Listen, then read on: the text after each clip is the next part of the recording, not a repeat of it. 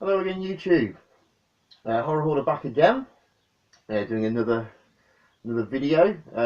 Today we're going to have a look at my silver screen horror movies. That is all the black and white films that I've got. We're looking at movies from the 1920s up until the late 1960s. Some Universals in there, a couple of Hammers, I believe. And moving on to the genre changing movie Night of the Living Dead. We'll probably finish on that one, I would have thought. Yeah, so we will get on with this and have a look at my my black and white horror movies. Right, starting with a VHS. First of all, we have Plan 9 from Outer Space.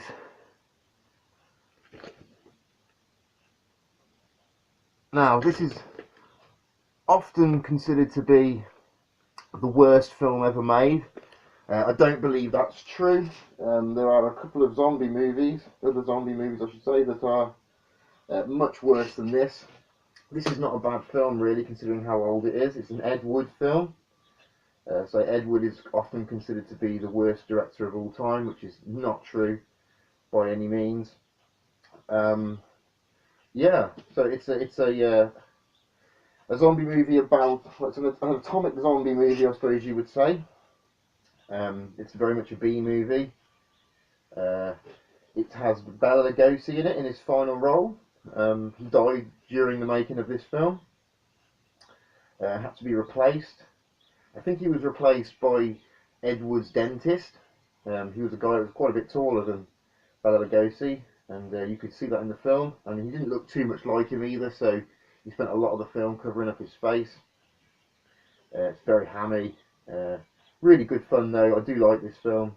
Like I say, it certainly doesn't deserve its reputation as the worst film ever made.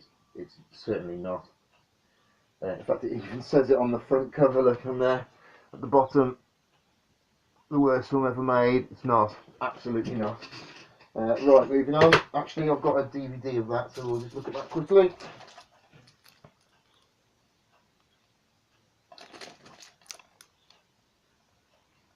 Now that there on the front, that's Vampira. She was quite a famous actress at the time. Yeah, good film, I like it. Moving on. Now we have from Bela Lugosi again, we have White Zombie.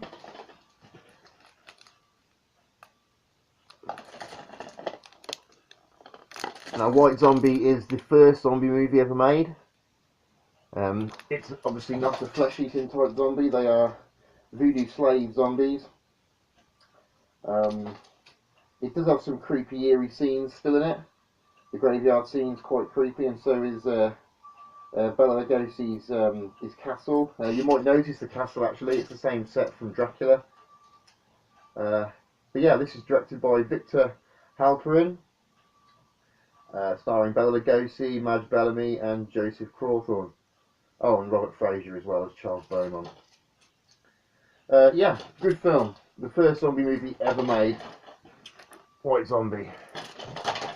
I've got some more copies of White Zombie.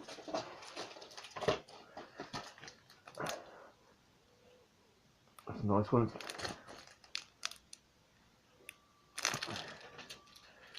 And last but not least, try and get a bit closer so you can see some of the there's Madge there, Madge Bellamy. Yeah. Moving on. This is another Bela Lugosi film. Really great film this is.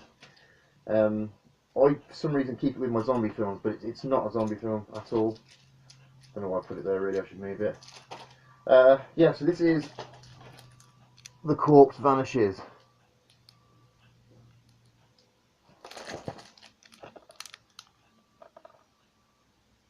I don't have a date on here. I can't tell you exactly when it was from. I think it was the late 30s, early 40s maybe. Yeah, it's not bad.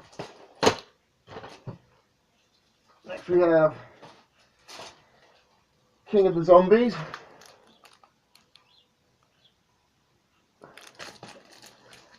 This is a great film from the 1940s, I think, starring Dick Purcell, Joan Woodbury, Montan Moreland and Henry Victor. Now Montan Moreland is a funny bloke. I think the films are held up by his performances alone. The film is very cheap, really. It's got some uncomfortable racial stereotypes in it. But apparently Montan Moreland was a bit of a celebrity at the time when he came out. He was one of the first black actors, if you like, that were in these sorts of films. He didn't die either, which is amazing. Yeah, great film. Got another copy of that there.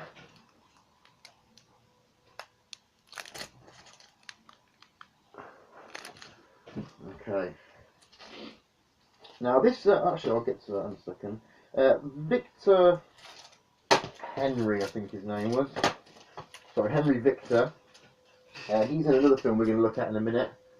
Quite a controversial film. Probably the very first truly controversial horror film. We'll get to it in just a second. So next we have the sequel to King of the Zombies, which is called Revenge of the Zombies. Now I'm not going to show you the close-up because it's a cheap double edition pack. It's not a nice copy of the film. I couldn't find any other releases of it. So yeah, that's the sequel to King of the Zombies. That's Revenge of the Zombies. This time that film has John Carradine in a similar role to Henry Victor's role in the first one. Next we have The Indestructible Man, starring Lon Chaney. Yeah, really good this one. Sort of a zombie film, sort of not. It's about a convicted felon that I believe is executed. He comes back as a sort of zombie, I suppose, even though he's got his mind still. And he is basically indestructible. This film's from 1956. Yeah, it's a good one. I do enjoy it. The Invisible Man. Next we have Teenage Zombies. Now, I still haven't got round to watching this film yet, so I can't really give you any insider details. It does star Don Sullivan, Catherine Victor, Chuck Niles and Brie Murphy, and it's produced and directed by Jerry Warren. So I haven't watched this film yet, so I can't really tell you anything about it, or maybe I'll do another video reviewing this film when I get round to it. Next we have Carnival of Souls.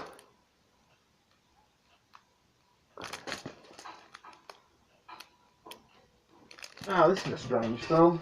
The director, what was his name? Harvey, that's right. Obviously he wasn't sure whether or not the creatures in this film were zombies or ghosts, because they sort of materialise and dematerialise, and it's really strange. It is good though. It does predate George Romero's Night of the Living Dead by 7 years. The afterlife can be hell. That's the tagline. Yeah, good film. Next we have a really, really old film from... Oh, annoying, there's no date on here. I've got a feeling it's 1922, but not entirely sure. If I'm wrong on that, please comment and let me know. It is Nosferatu, the original, starring Max Schreck as the vampire. Directed by F.W. Murnau.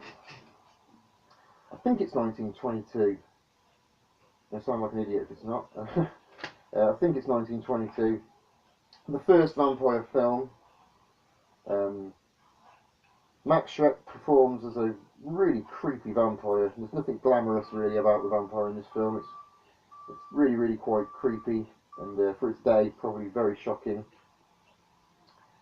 So yeah, that's the original vampire, Nosferatu. Apparently, the Bram Stoker estate sued the producers of this film, or tried to, and that's why they had to distance it from the Dracula the novel. It's quite slightly different. Yeah, good film. Moving on. Next we have that film I was on about earlier. Now this film has Henry Victor in it, who we saw a second ago in King of the Zombies. This is Freaks, directed by Todd Browning, who directed Dracula. Now this is a strange film. It's a film about carnival freaks.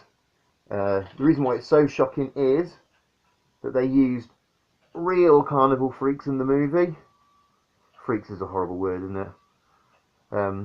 But yeah, you sort of feel sorry for the cast because of their various conditions.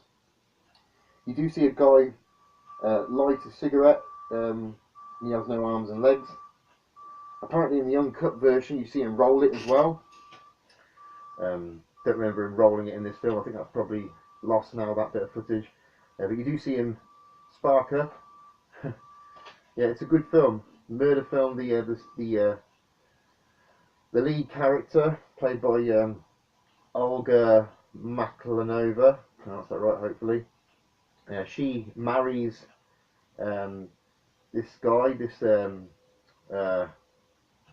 what's the best word to use? This pathological dwarf, I'm going to say. Yeah, she marries him for his money. Eventually all the freaks of the title, they come back and attack her and her companion, her friend Victor Henry Victor. I've got to get that right. Henry Victor, not Victor Henry. Yeah, so it's a really good film, truly controversial, very old, from the 30s. Must have been quite shocking at the time. That is Todd Browning's Freaks. Next we have some Universal, I think. Yeah. Here we have The Wolfman, with a horrible sticker stuck on the cardboard box on the packet there, so I can't take it off. It will rip it. Fucking hate it when video shops used to do that. Okay, so this is The Wolfman, the original Wolfman. Stars Ralph Bellamy, Patrick Knowles and Bela Lugosi, and of course Lon Chaney as the Wolfman. Really good film. Still quite creepy and quite eerie in some scenes. Yeah, I do enjoy this film. We'll have to move on though, we're running out of time a bit. Next we have, this is a double edition.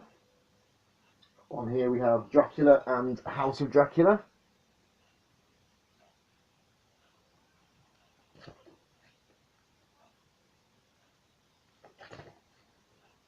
Okay, so we've got Bela Lugosi again in his most famous role. This also stars John Carradine. John Carradine is in a lot of old school horror movies and zombie movies. Yeah, two good films on here. Bought this because they're both editions, both films are on this edition. Yeah, so that is Dracula and House of Dracula. Sorry, Bela Lugosi. Next we have, same again, Frankenstein and the Bride of Frankenstein.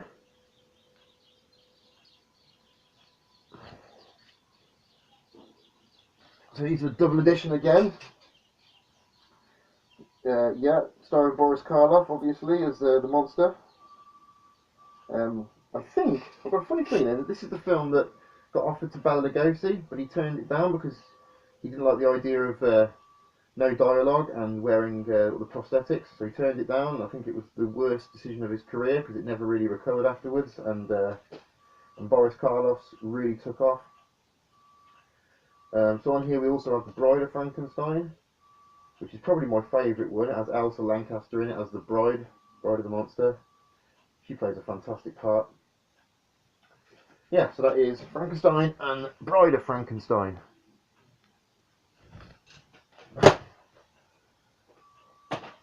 Now we have The Wolfman again. It's a double edition again. I've got The Wolfman again and also Werewolf of London. I bought this for Werewolf of London, which is a really, really great film. It's obviously got an influence on John Landis's later title, American Werewolf in London.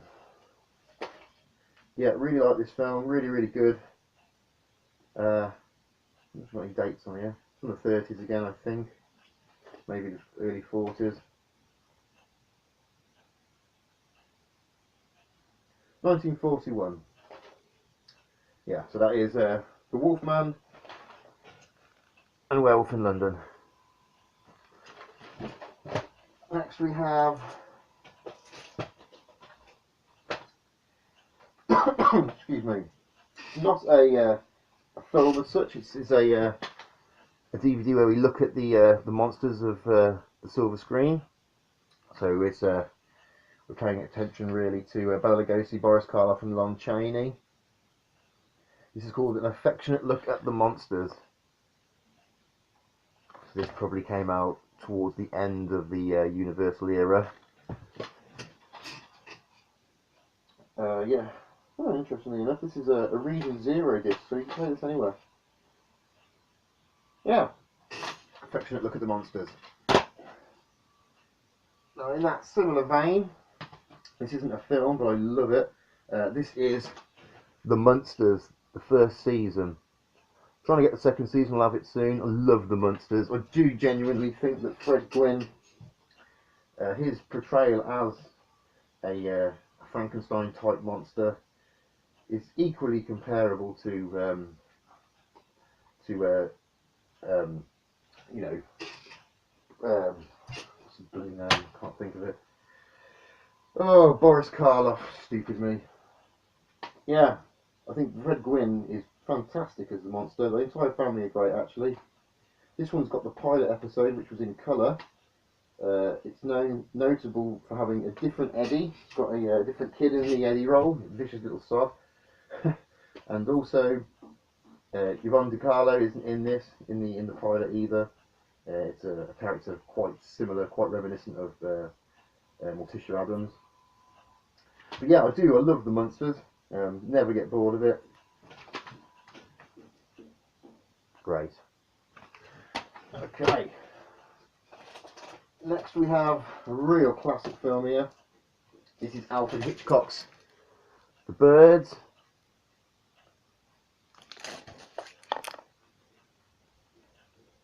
Awesome film. For its day, you know, really groundbreaking. It's got Rod Taylor, Jessica Tandy, Suzanne Plagette, that's a funny name, and introducing Tippi Hedren. Tippi Hedren. She's the blonde, the pretty blonde lady in the main title role. She went through some serious ordeals making this film too. Apparently, Alfred Hitchcock wasn't the most caring of directors, and he put his actresses through some serious shit. And Tippi Hedren was one of the ones that had some real problems in this film. Just working with the birds, lots of scenes where she's attacked by birds. And I think, to be fair, that entailed them throwing wild birds at Tippi. So they scratched her and pecked her and did all sorts. She had a rough time in this film. I'm not sure it's got a date on here. I'm not sure the date of this film. 1963. To be fair, I probably shouldn't have introduced this film into this video because it's actually in colour. But I have seen cuts of it in black and white before. but this is a colour edition. I'm pretty sure I've seen this film in black and white. Anyway, moving on. Last film in my collection. We've reached the 1960s, the late 1960s now, and we have Night of the Living Dead by George A. Romero and John Russo.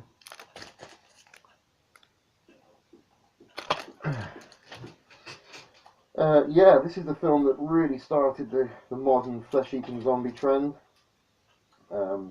Before this, the zombies were either voodoo-type slave zombies, or they became Astro-type zombies in the 50s.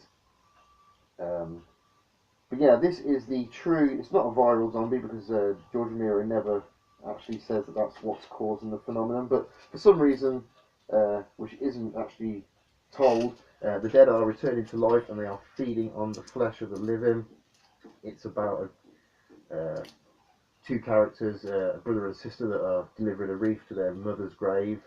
I think it's the mother, might be their father. It changes, you see, between this one and the 1990 remake. Anyway, they're attacked by a zombie, a very famous zombie, played by Bill Heinzman. Johnny, the brother, is killed by getting his head smashed against a gravestone, and Barbara runs off. She finds an old farmhouse. The zombie trails after her slowly, and eventually more turn up. And eventually there's some other characters come in, and it's just like a war between the living and the dead, set in this farmhouse. Eventually the zombies break in. Yeah, absolutely fantastic film. Directed by George Romero, produced I think by John Russo, who went on to do the Return of the Living Dead, produced the Return of the Living Dead film. Yeah, so this is Night of the Living Dead, all-time classic.